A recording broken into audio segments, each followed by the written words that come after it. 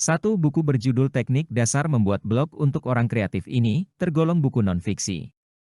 Kesalahan ejaan yang terdapat pada kalimat tersebut adalah A. Penulisan untuk seharusnya untuk, B. Penulisan kreatif seharusnya kreatif, C. Penulisan non-fiksi seharusnya non-fiksi, D. Penulisan teknik seharusnya teknik, E. Penulisan membuat seharusnya membuat.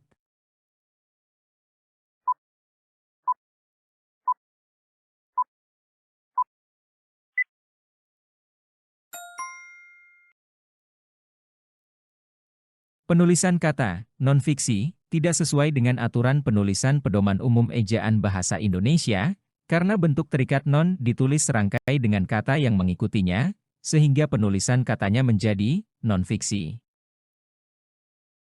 1. Emosi sangat berpengaruh pada ego manusia. 2. Hal ini disebabkan ego manusia sangat berharga bagi pemiliknya.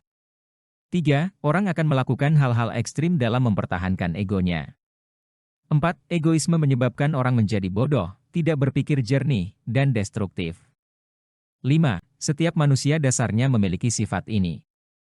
6. Mereka lebih tertarik pada diri mereka sendiri daripada orang lain. 7. Ketika egonya tersengat, emosi menjadi jalan keluarnya. 2. Kalimat utama paragraf tersebut ditunjukkan nomor A1, B2, C3, D6, E7.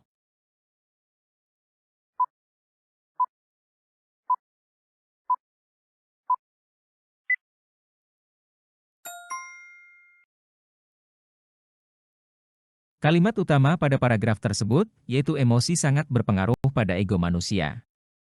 Kalimat tersebut mengandung gagasan utama, yaitu ego manusia sangat dipengaruhi oleh emosi. Kalimat utama tersebut berpotensi untuk diperjelas oleh kalimat penjelas, yang membahas mengenai penyebab besarnya pengaruh emosi pada ego manusia. 3. Bencana longsor dan banjir yang menerjang Kabupaten Pangandaran, Jawa Barat, Minggu, 9 Oktober 2016. 7 dari 10 kecamatan di wilayah tersebut diterjang bencana alam berupa banjir rob, banjir bandang, dan tanah longsor. 7 kecamatan tersebut meliputi Cijulang, Parigi, Sidamulih, Pangandaran, Kalipucang, Padaherang, dan Mangungjaya. Akibat bencana tersebut, sebanyak 2.000 rumah terdampak banjir. Peristiwa tersebut mengakibatkan satu warga Ciparakan, Kecamatan Kalipucang, meninggal. Kata tersebut yang bergaris bawah mengacu, A. Kabupaten Pangandaran, Jawa Barat, B. Bencana longsor dan banjir, C. Diterjang bencana alam, D. Akibat banjir rob, E. Rumah terkena banjir.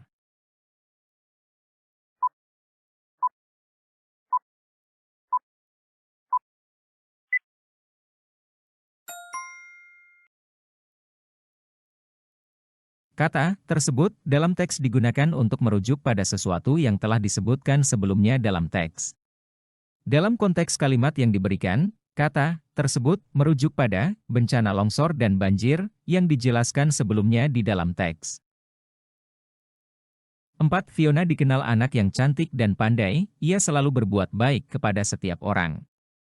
Fiona juga ramah dan murah senyum. Ketika ada temannya yang memerlukan bantuannya, ia dengan senang hati dan ikhlas menolong. Di sekolah, Fiona selalu teman-temannya. Mereka sangat mengagumi sosok Fiona.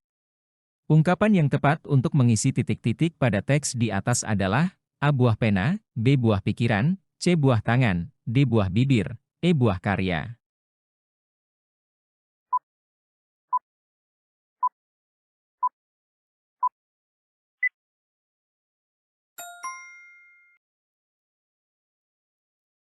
Ungkapan buah bibir berarti sesuatu yang sering dibicarakan atau dibahas oleh orang lain. Dalam konteks teks, Fiona yang dikenal baik hati dan ramah serta selalu menolong teman-temannya, menjadi topik pembicaraan di kalangan teman-temannya. Jadi, Fiona selalu buah bibir teman-temannya, berarti Fiona selalu menjadi topik pembicaraan atau perbincangan mereka karena sikap baiknya. 5. Disintegrasi merupakan proses pembentukan nilai-nilai baru, baik yang akan mengurai ikatan dalam masyarakat maupun pembauran dalam masyarakat. Disintegrasi dalam kehidupan bermasyarakat sepatutnya diimbangi dengan reintegrasi. Hal tersebut bertujuan untuk mengembalikan keadaan yang diinginkan sesuai dengan persatuan dan keutuhan masyarakat. Reintegrasi terlaksana apabila norma-norma atau nilai-nilai baru telah melembaga dalam diri masyarakat. Makna kata disintegrasi pada teks di atas adalah A. Pertikaian, B. Perpecahan, C. Perpisahan, D. Perlawanan, E. Permusuhan.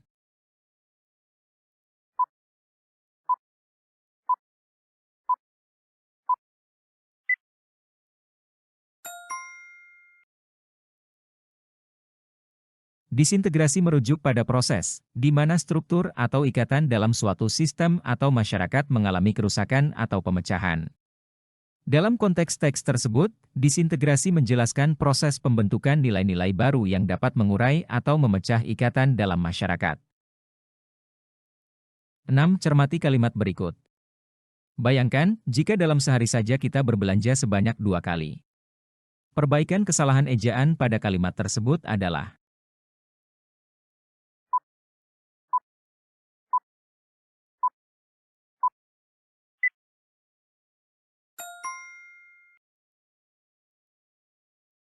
pemakaian tanda seru yang tidak tepat setelah kata bayangkan, dan penulisan angka 2 yang tidak tepat. Setelah kata bayangkan seharusnya tidak menggunakan tanda seru, karena bukan pernyataan yang berupa seruan atau perintah yang menggambarkan kesungguhan, ketidakpercayaan, atau emosi yang kuat. Sementara itu, penulisan angka 2 tidak tepat, karena bilangan dalam teks yang dapat dinyatakan dengan 1 atau 2 kata ditulis dengan huruf, kecuali jika dipakai secara berurutan seperti dalam perincian. 7. Sasaran program pengentasan kemiskinan tidak hanya membatasi pada daerah pedesaan, namun mencakup juga daerah perkotaan. Kalimat di atas dianggap tidak efektif, karena terdapat penggunaan kata yang salah. Kata yang dimaksud adalah A. Sasaran, B. Program, C. Hanya, D. Membatasi, E. Mencakup.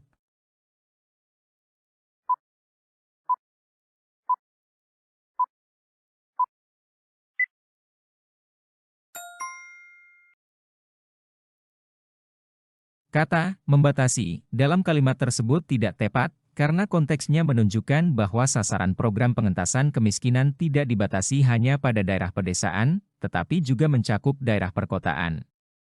Seharusnya kata yang tepat adalah dibatasi, yang menyiratkan bahwa program tersebut tidak terbatas pada satu area saja. Jadi, frasa yang benar akan menjadi tidak hanya dibatasi pada daerah pedesaan. 8. Saat bus berhenti, seketika puluhan pedagang asongan menyerbu masuk. Beberapa di antara mereka sudah membajing loncat saat bus masih berada di mulut terminal. Celakanya, mesin bus tidak dimatikan dan sopir melompat turun begitu saja. Para pedagang asongan menawarkan dagangan dengan suara melengking agar bisa mengatasi derum mesin. Mereka menyodorkan barang dagangannya hingga sangat dekat ke mata para penumpang. Kalimat paling tepat untuk melengkapi kutipan di atas adalah A. Para penumpang bergegas turun dari bis, B. Beberapa penumpang merasa senang karena bisa berbelanja tanpa harus turun dari bis, C. Bus menjadi seperti pasar yang sangat hiruk-pikuk, D. Bus secara perlahan menurunkan lajunya hingga berhenti dalam terminal, E. Penumpang transit tujuan lain segera turun dari bus.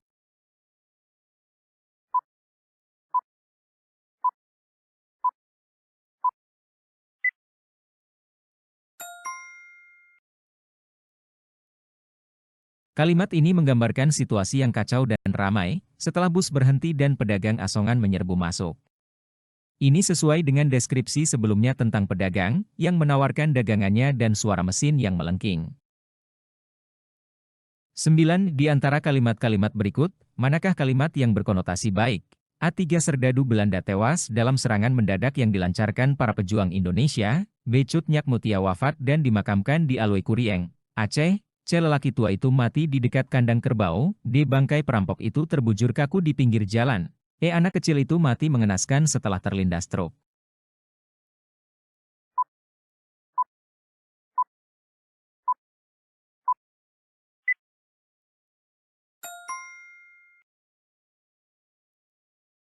Kalimat ini menggunakan kata wafat yang memiliki konotasi hormat dan sopan, terutama dalam konteks seseorang yang telah meninggal. Selain itu, menyebutkan bahwa orang tersebut dimakamkan di tempat yang spesifik, menunjukkan penghormatan terhadap almarhumah. Pilihan lain, seperti bangkai dan deskripsi kematian yang mengenaskan, memiliki konotasi negatif dan tidak menunjukkan penghormatan. 10. Di antara kalimat-kalimat berikut, manakah yang merupakan kalimat yang baku? A. Mereka jebak pencuri itu hingga akhirnya tertangkap, B situ sudah lama menunggu adikmu di tempat ini. C ia teriak-teriak hingga suaranya serak. D ia berjalan cepat agar tidak terlambat masuk sekolah. E dua anak lelaki itu berantem di pinggir kali.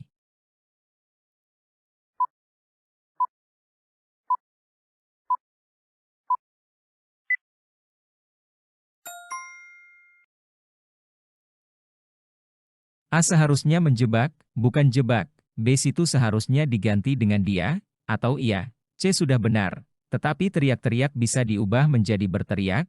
E seharusnya berkelahi, bukan berantem, dan kali sebaiknya sungai dalam konteks formal.